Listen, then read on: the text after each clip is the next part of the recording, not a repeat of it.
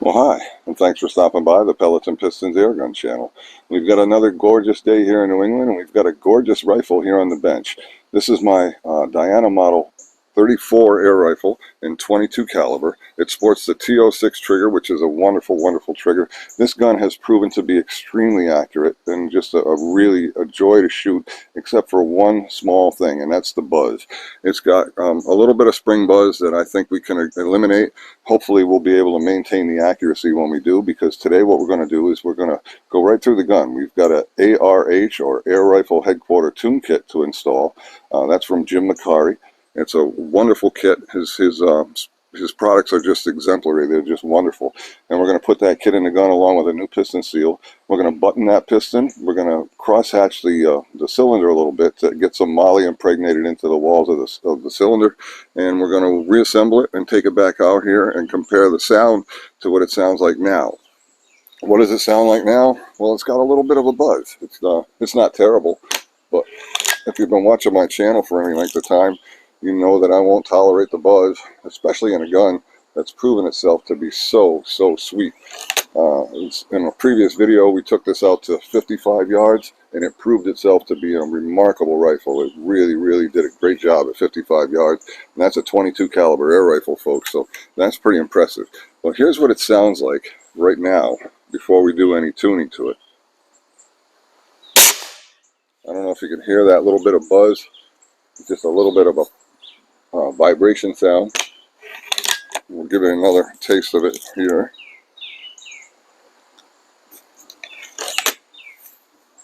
So listen up. And that little buzz, I don't care for that. I find that kind of annoying. A spring gun, in my opinion, should sound smooth and fast and just be a joy to shoot and to listen to, without all that vibration. So we're going to do something about that today. One more time, listen up. So anyway, that's the plan. We're going to put it on the bench and give it a full tune today. I hope you stick around, because this ought to be a good one. And thanks again, folks, for stopping by the Pellets and Pistons Airgun channel.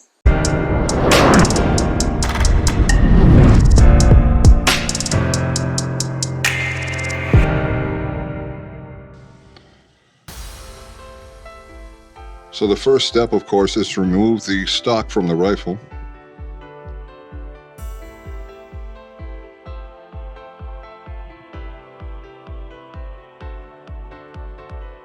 Once the stock is free from the action, we'll set it aside for safekeeping. Take this small plastic cap off the rear of the receiver, and then you can set about removing the two pins that hold the trigger group into the rifle. Now, removing the first pin is no big deal. However, when you remove the second pin, you want to be sure to keep your pin punch in position, because when you remove that punch, it's going to allow the mainspring to decompress, which is going to force that trigger group out with quite a bit of force. It could launch itself across the shop. So you want to be sure to restrain that trigger group as you pull the pin. I'll show you how that's done in just a second.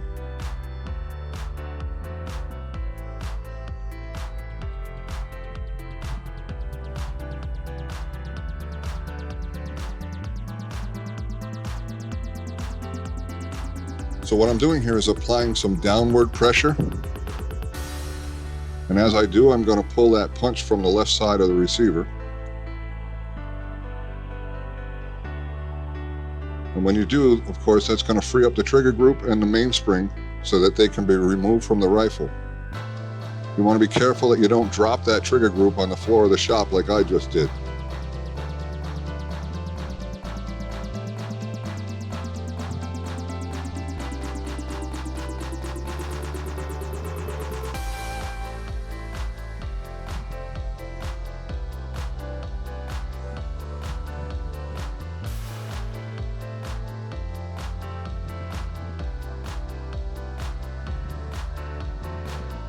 Next, we're going to break the barrel open, and we'll set about removing the barrel and the cocking lever from the rifle. In order to remove the barrel, we must remove the cross screw that runs through the pivot point of the barrel at the breech.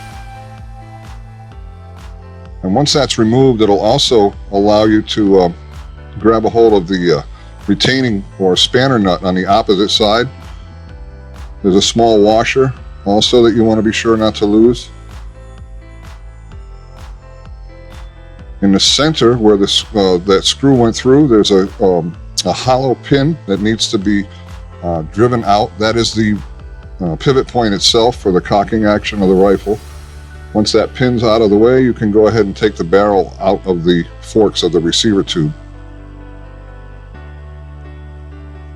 We do that just by gently rocking back and forth as we pull away from the receiver. Once the barrel is free, you can go ahead and disconnect the cocking lever.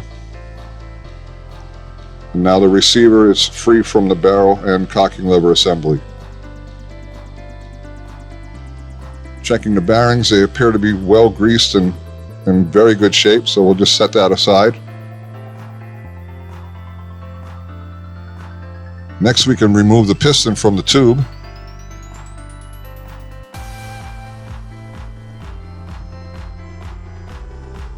Clean that up a little bit and get a look at that seal.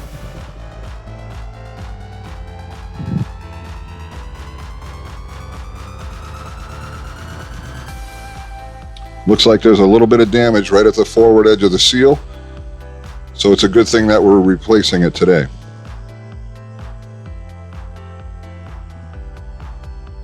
A small screwdriver is really all you need to pry away and get that old seal off of the piston. We'll install the new seal a little later in the video.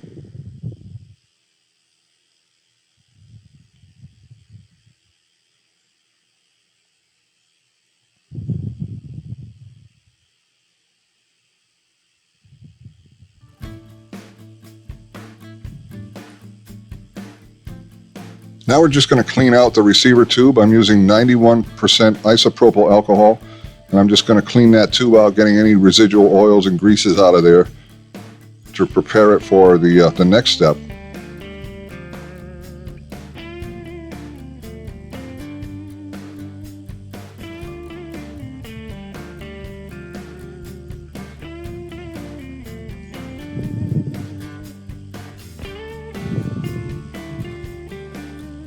Here I'm using a 3M scratch pad. This will leave a little bit of a scratched up surface within the tube. I want to scratch it up where the piston glides back and forth. I don't want any deep gouges or deep scratches. I just want to lightly scratch that surface. So this little item is the perfect tool for that. It's going to give us just a little bit of an abrasive edge so that I shouldn't say abrasive because it will not harm the piston seal. It's just a little bit of a scratched up surface area that'll hold on to that moly when we apply the moly to the tube, which of course is the next step. We'll clean it out once more, get rid of any metal filings that we might have generated. Now that scratch pad's not going to make metal filings so much, but maybe a little bit of dust, and we don't want that in there, so we're going to get it out. We've got some moly paste. I'm going to apply that to a tight-fitting ball of rags.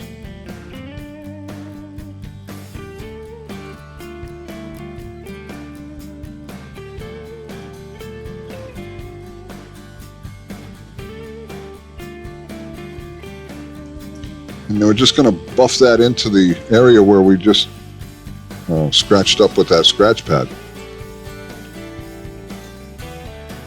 So what this does is this impregnates the walls of the cylinder with the moly to keep a nice slick edge for that piston to ride within. If the cylinder had been polished to a high gloss, the moly would have nowhere to go. It would just get smeared back and forth, but it really wouldn't stay in place and help that piston seal glide back and forth. Here what I'm doing is I'm sanding the rear end of the piston, and this is where we're going to apply some buttons to also help to reduce friction.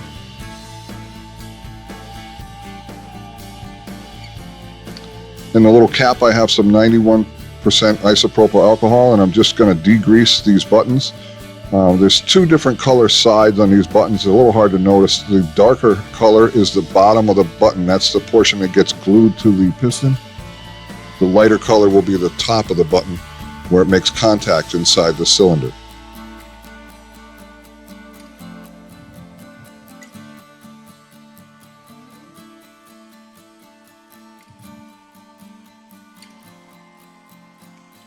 Here I'm applying a little bit of glue to the bottom of the button, and by a little bit I mean just a little bit, just enough to say that you have a thin sheen of glue on the surface of that button, completely coating the surface of the button. And then we'll put it in place. Hold it down until that glue's had time to set.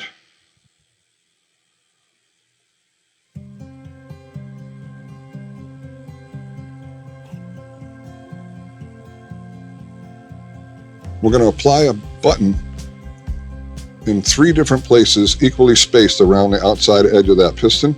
However, we want to be sure that we don't put one in line or anywhere near that cocking slot that's in the piston, because that will interfere with the action, and it won't help us with friction at all. In fact, it should increase the friction a little bit.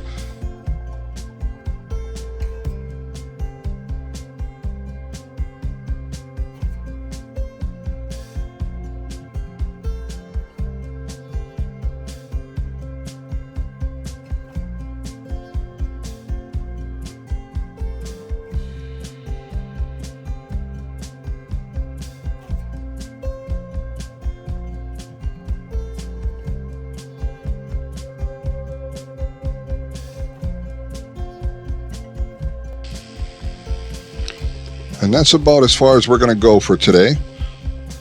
We've got quite a bit done. In the next video, we'll fit the piston to the receiver and reassemble the rifle. Okay, so it's time to wrap it up for today. I'd say we got a lot accomplished. We got quite far with this rifle rebuild on this beautiful Model 34, Diana Model 34 air rifle.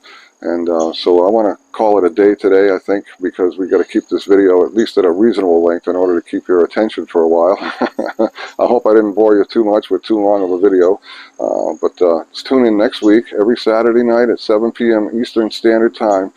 That's when the new videos come out every single week. And next week we're going to finish this project, putting her back up, and we're going to put it across the chronograph again and compare those numbers to the numbers that we had before we took it down. So definitely tune in next week.